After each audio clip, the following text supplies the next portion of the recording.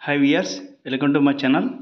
ఈ వీడియోలో AP TET July 2024 apply చేయడానికి పేమెంట్ను సెల్ ఫోన్లో ఈజీగా ఎలా చేయాలో ఈ వీడియోలో స్టెప్ బై స్టెప్ వివరించడం జరిగింది.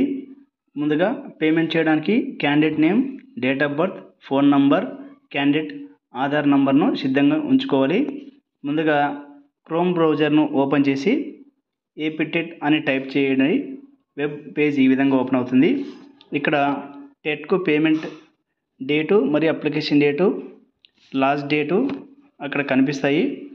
వాటిని జాగ్రత్తగా పరిశీలన చేయండి. ప్రస్తుతం మనం పేమెంట్ చేయడానికి పేమెంట్ ఆప్షన్పై క్లిక్ చేయాలి. నెక్స్ట్ పేజ్ ఈ విధంగా ఓపెన్ అవుతుంది. అలాగే ఇక్కడ ఒక డైలాగ్ బాక్స్ని గమనిస్తే మనం రాసే పేపర్లను ఏ పేపర్లు అయితే రాయాలనుకుంటున్నామో వాటిని ఒకేసారి ఎంచుకోమని చెప్తుంది. అలాగే నోటిఫికేషన్ని క్లియర్గా చదివి పేమెంట్ చేయమంటుంది. ఒకసారి పేమెంట్ చేసిన తర్వాత అమౌంట్ రీఫండ్ చేయబడదు అని కూడా క్లియర్గా ఉంది. ఈ డైలాగ్ బాక్స్ని పూర్తిగా అర్థం చేసుకొని క్లోజ్ బై క్లిక్ చేయాలి. ఇక్కడ జాగ్రత్తగా తప్పులు లేకుండా క్యాండిడేట్ నేమ్ ఇవ్వండి. అలాగే డేట్ ఆఫ్ బర్త్ ఎంటర్ చేయాలి. తర్వాత ఫోన్ నెంబర్ ఎంటర్ చేయాలి.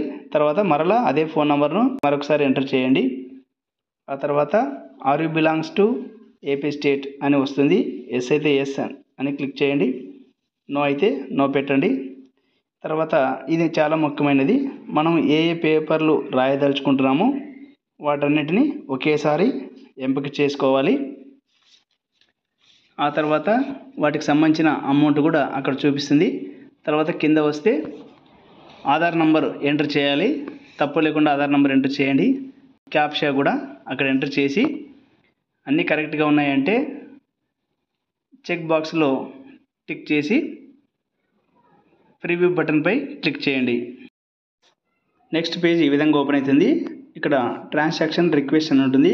ఇక్కడ ఒకసారి మళ్ళా మన డీటెయిల్స్ కరెక్ట్గా ఉన్నాయా లేదా, మన పేరు, డేట్ ఆఫ్ బర్త్, అలాగే ఫోన్ నంబరు, ఆధార్ కార్డు కరెక్ట్గా ఉన్నాయా లేదా చెక్ చేసుకొని అన్నీ కరెక్ట్గా ఉంటే ప్రొసీడ్ టు పేమెంట్పై క్లిక్ చేయాలి. ఇక్కడ ఒక డైలాగ్ బాక్స్ వస్తుంది. వెరిఫైడ్ ఆల్ డీటెయిల్స్ అని వస్తుంది. ఓకేపై క్లిక్ చేయండి. నెక్స్ట్ పేజ్ ఈ విధంగా ఓపెన్ అవుతుంది. ఇక్కడ మనం 3 విధాలుగా పేమెంట్ చేయొచ్చు.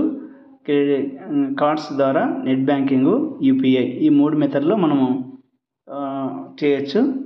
ముందుగా కార్డ్స్ తీసుకుంటే ఇక్కడ క్రెడిట్ కార్డు, డెబిట్ కార్డు 2 ఉంటాయి.